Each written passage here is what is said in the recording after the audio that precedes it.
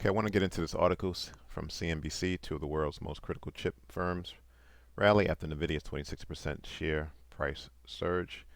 The two companies in mind are Dutch firm ASML and Taiwan's TSMC, but we're going to talk about specifically Taiwan Semiconductor.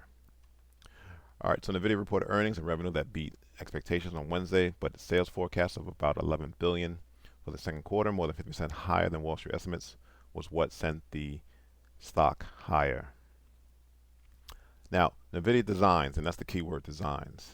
Nvidia designs and sells graphic processing unit chips that are used in data centers and go on to power AI applications. Taiwan Semiconductor, which is listed in Taiwan, closed more than 3% higher. It's also traded on the U.S. indices. This rally can be explained by a simple fact. Nvidia does not manufacture its own chips. Instead, it relies on TSMC, the most advanced chip maker in the world, to manufacture its GPUs. Nvidia's bullish forecast for the second quarter has boosted expectations that it will ramp up orders with the likes of TSMC. Nvidia is arguably the leader when it comes to designing AI chips, but it relies on TSMC, the largest and most advanced contract chip maker in the world. Now, TSMC also manufactures chips for a plethora of companies, including Apple, for example. Let's get into the video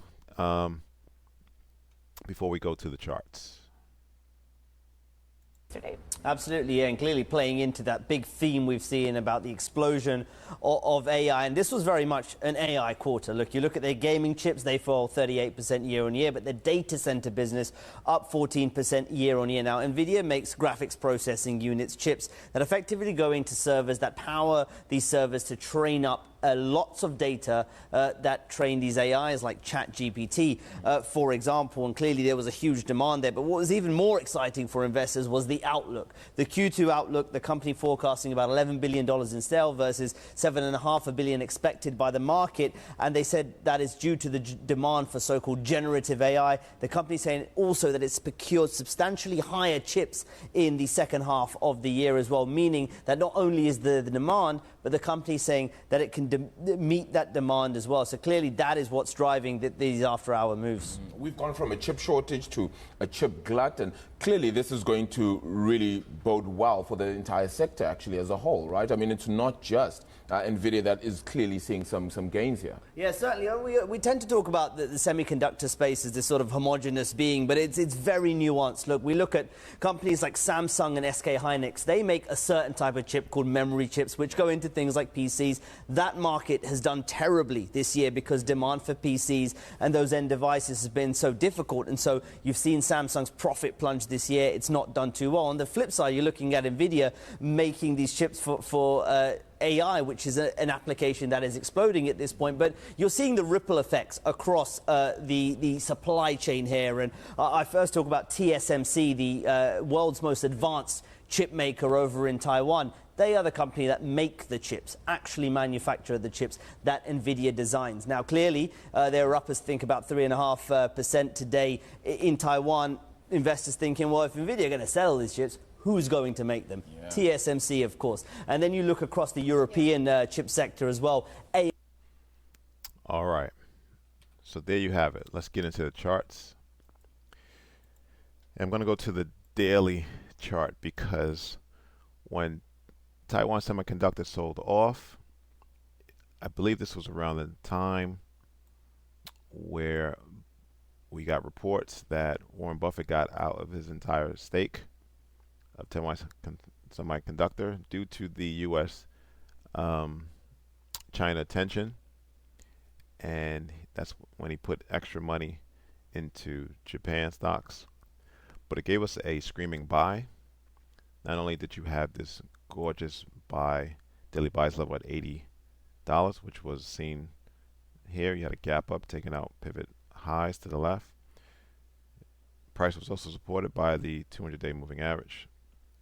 So today we get a pop up, gaps higher, and just the run continues higher. Now I have a 110 price target for semiconductor, and let's see why that was the case. Okay, here we go. Now this is the weekly chart.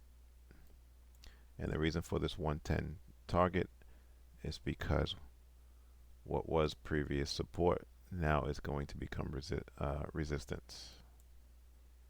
All right, and you can see this also on the monthly chart as well.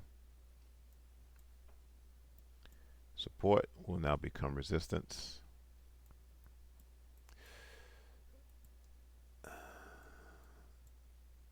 Now I missed out on the opportunity on this one as well. Missed out on the gap higher. Now if we go to say a 5-minute chart,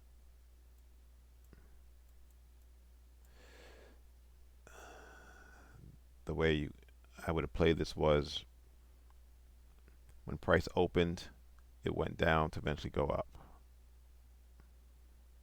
and it's still moving higher.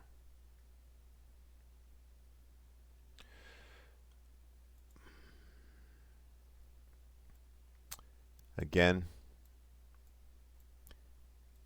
Nvidia has a buy rating on Taiwan Semiconductor with a price target at 110. Thanks for watching. Subscribe. Please like the video.